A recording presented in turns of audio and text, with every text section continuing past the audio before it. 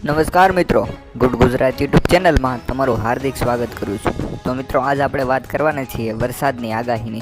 તો મિત્રો શું કેટલા વિસ્તારોની અંદર વરસાદ પડી શકે છે, કેવા વરસાદ પડશે, વધારે પડશે કે ઓછા પડશે, શું હવે વરસાદ વિદાય લેશે કે નહીં લે, શું આ ચોમાસું ઉનાળો બંધ થઈ જાય ને ડાયરેક્ટ ચોમાસુનું ચોમાસું જ રહેશે।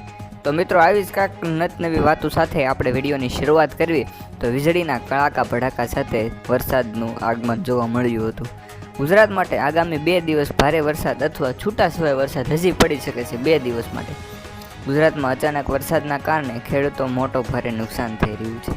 હવામાન વિભાગ દ્વારા આગામી દિવસોમાં અનેક વિસ્તારમાંથી મધ્યમથી ભારે વરસાદની આગાહી કરી છે, જે સાબરકાંઠા, અરવલ્લી, મહેસાણા જેવા વિસ્તારોમાં જોવા મળી છે વરસાદની શક્યતા।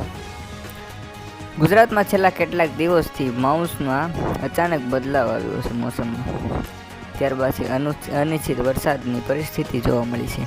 આ કમોસમી વરસાદના કારણે ખેડૂતોને બહુ મોટું નુકસાન થઈ રહ્યું છે। જે હા મિત્રો, હવામાન વિભાગ દ્વારા અંબાલાલ પટેલ દ્વારા કરાયેલા અનુમાન પ્રમાણે હવામાન વિભાગની તાજેતરની આગાહી અનુસાર આગામી દિવસોમાં પણ રાજ્યના અનેક વિસ્તારોની અંદર વરસાદ પડી શકે તેવી થોડી ઘણી શક્યતાઓ આપણને જોવા મળી રહી છે। હવામાન વિભાગ દ્વારા અંદાજ પ્રમાણે કયા જિલ્લામાં વરસાદ પડશે તેની વાત કરીએ આપણે તો મેરોલોજીક દ્વારા વિભાગે જણાવ્યું છે કે ગુજરાતના સાબરકાંઠા, અરવલ્લી, મહેસાણા, અમદાવાદ, તાપી, ભરૂચ, અમરેલી જિલ્લાના મધ્યમથી ભારે વરસાદ પડવાની થોડી અથવા વધારે શક્યતાઓ આપણને જોવા મળી રહી છે। સાથે દેવભૂમિ દ્વારકા, ગીર સોમનાથ, જામનગર અને પોરબંદરની વીજળી સાથે વરસાદ પડી શકે તેવી પણ માહિતી આપણને દર્શાવવામાં આવી છે। રાજ્યમાં સામાન્ય રીતે 9 મેથી અનિશ્ચિત વરસાદ પડવાની શક્યતા છે, જ્યાં ક્યાંક હળવો તો ક્યાંક વધારે વરસાદ પડી શકે છે।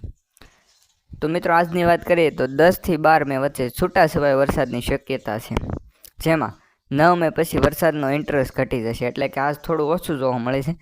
10 થી 12 દરમિયાન છૂટાછવાયા વરસાદ જોવા મળી શકે છે, જ્યારે હવામાન વિભાગે 13 તારીખ પછી ગુજરાતમાં વરસાદ પૂર્ણપણે બંધ થવાની થોડી ઘણી શક્યતાઓ દર્શાવવામાં આવી છે। મિત્રો 13 તારીખ પછી જો વરસાદ બંધ થાય તો પવનના તીવ્ર ગતિના કારણે મિની વાવાઝોડું જેવી સ્થિતિ પણ સર્જાઈ શકે છે। રાજ્યના મોટાભાગના વિસ્તારમાં સવારે તાપમાનના વધારો જોવા મળશે, પરંતુ સાંજ પડતા વાતાવરણમાં પલટો આવી જતા અને ઘનઘોર વાદળા સાથે વરસાદ અથવા પવન અથવા એવું બધું મિની વાવાઝોડું શરૂ થઈ શકે છે। મિત્રો આપણે જોઈ રહ્યા છીએ। અતિ ભારે વરસાદની ચેતવણીની જાહેરાત હવામાન વિભાગ વડોદરા, ભરૂચ, સાબરકાંઠા, અરવલ્લી, જૂનાગઢ અન્ય જિલ્લાઓની અંદર થોડી ઘણી વરસાદની આગાહી થઈ શકે તેવું જોવા મળી રહ્યું છે। તેમાં નવસારી, ડાંગ, કચ્છના મધ્યમ વરસાદની શક્યતા દર્શાવવામાં આવી છે। છેલ્લા 24 કલાકમાં રાજ્યના 191 તાલુકાની અંદર વરસાદ નોંધાયો છે, જે હવામાન વિભાગની આગાહી અનુરૂપ છે। તો મિત્રો આ વિડીયો તમને ગમ્યો હોય તો વિડીયોને ઝડપથી લાઇક, ચેનલને સબસ્ક્રાઈબ ઝડપથી કરી નાખજો, કારણ કે આવા નવા વિડીયો અમારી યુટ્યુબ ચેનલની અંદર આવતા રહેશે। થેન્ક યુ સો મચ, અને દરેક પ્રકારના વિડીયો અમારી યુટ્યુબ ચેનલમાં જોવા મળશે।